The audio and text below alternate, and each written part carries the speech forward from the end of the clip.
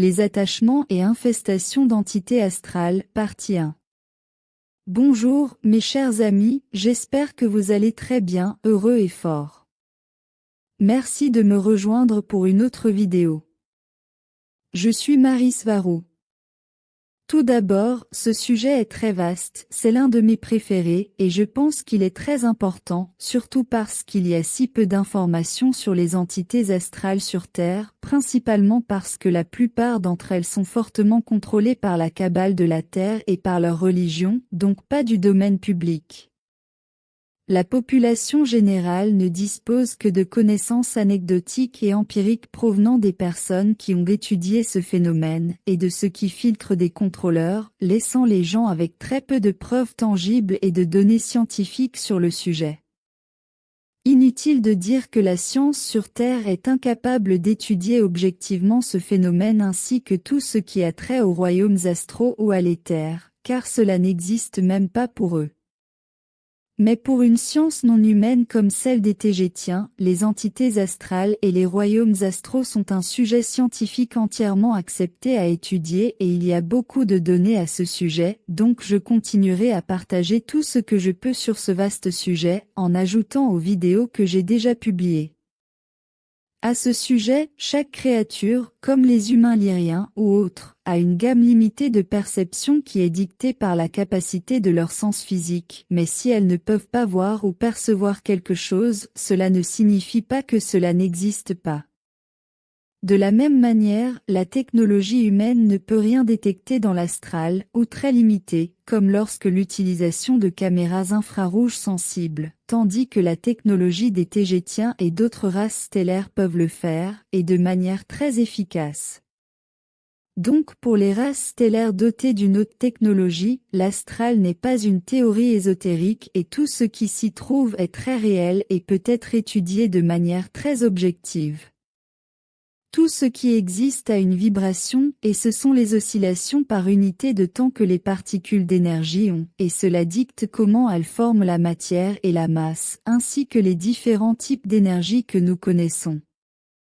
Pour être capable de percevoir ou détecter quoi que ce soit dans n'importe quelle gamme vibratoire, la vibration doit être égalisée, ou être la même. Tout comme lorsque vous vous accordez sur une station de radio où vous pouvez commencer à écouter cette musique spécifique qui est diffusée, tout en ignorant et ne percevant pas ce que toutes les autres stations de radio transmettent, sachant que même si nous ne pouvons pas les entendre, cela ne signifie pas qu'elles n'existent pas.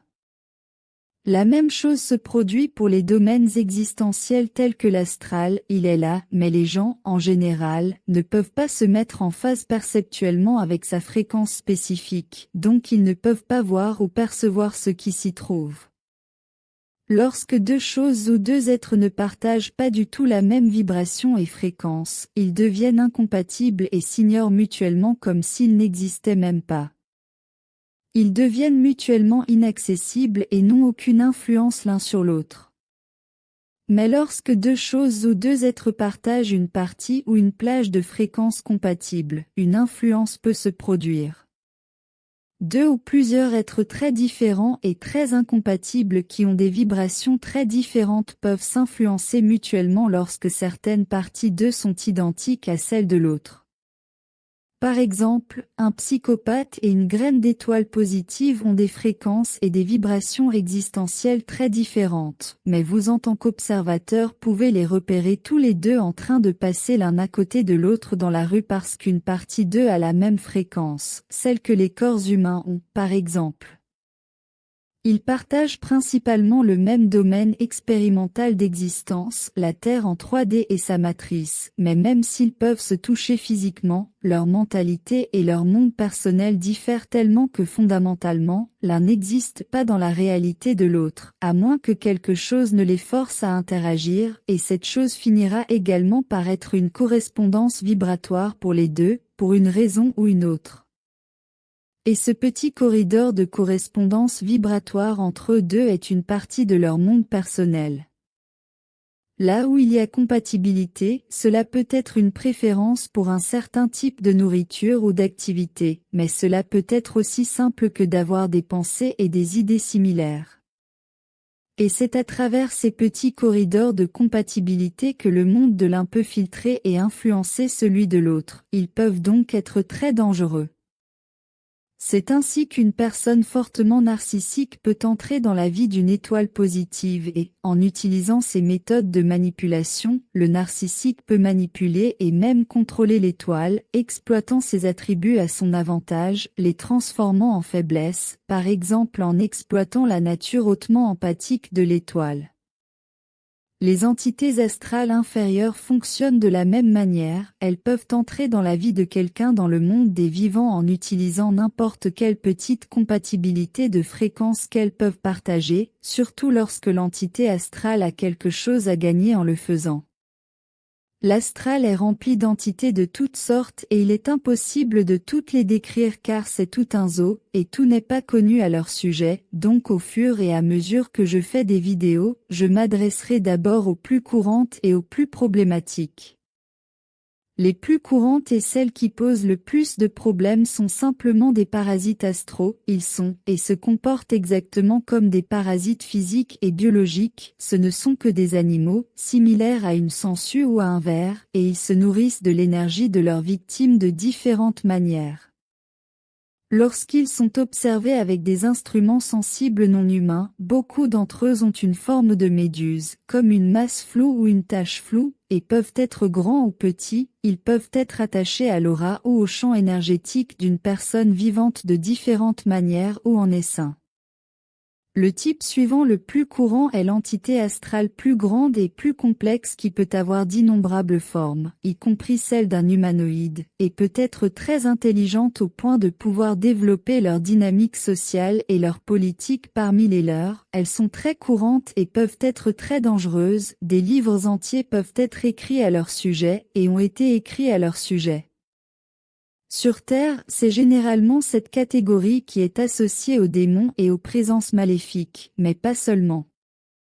Ensuite, nous avons des personnes désincarnées, l'écho d'âmes perdues qui ont égaré leur chemin de retour vers la source ou qui mettent beaucoup de temps à réaliser qu'elles ne sont plus en vie. Cela arrive souvent car elles sont fortement attachées aux choses et aux aspects du monde des vivants et elles ne sont pas prêtes, ou capables, de s'en détacher.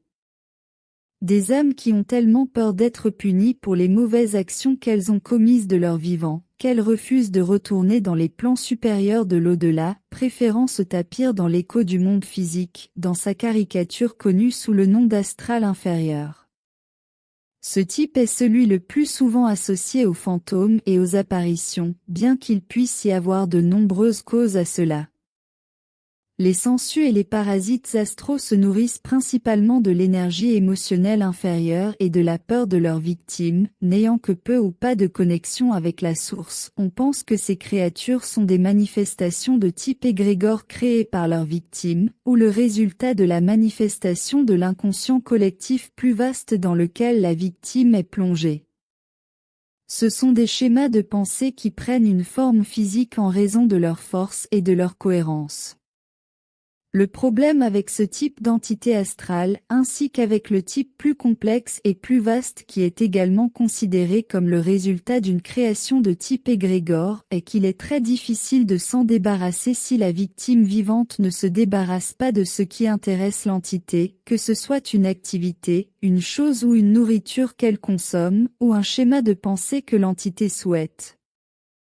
Par exemple, dans le cas de l'abus d'alcool ou de la consommation de drogue, l'entité influencera télépathiquement la victime à laquelle elle est attachée, pour la guider et l'influencer à continuer de consommer l'alcool ou les drogues que l'entité désire.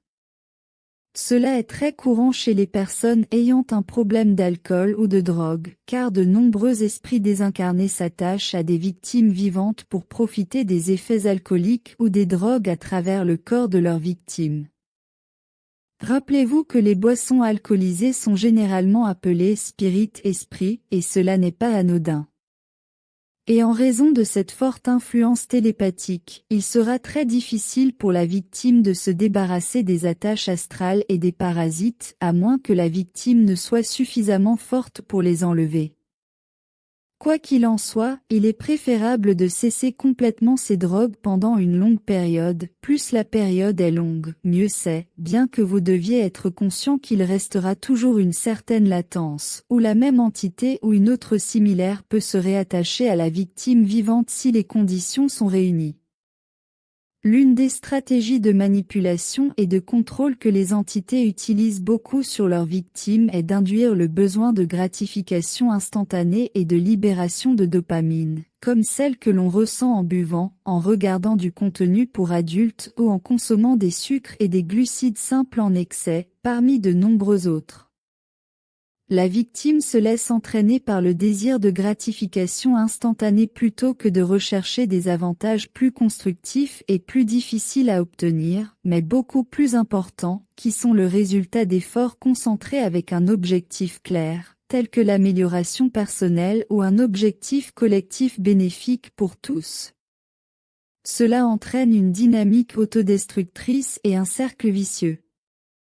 Cela entraîne également un schéma de pensée associé chez les victimes où elles ne peuvent pas attendre ce qu'elles veulent, elles en ont besoin immédiatement et avec impatience, ce qui pousse la victime vivante à se contenter de ce qui est à portée de main et devant elle maintenant, au lieu d'attendre patiemment et de travailler dur pour obtenir quelque chose de plus désirable et pratique. Par exemple, se contenter impatiemment d'une sucette maintenant au lieu d'attendre un repas complet et un gâteau dans 1 ou 2 heures. À suivre dans la deuxième partie. Merci d'avoir regardé ma vidéo et d'avoir aimé et vous être abonné pour en voir plus. J'espère vous revoir ici la prochaine fois, c'est-à-dire demain si vous parlez aussi espagnol, ou après-demain pour l'anglais à nouveau. Avec beaucoup d'amour, votre ami, Maris Varou.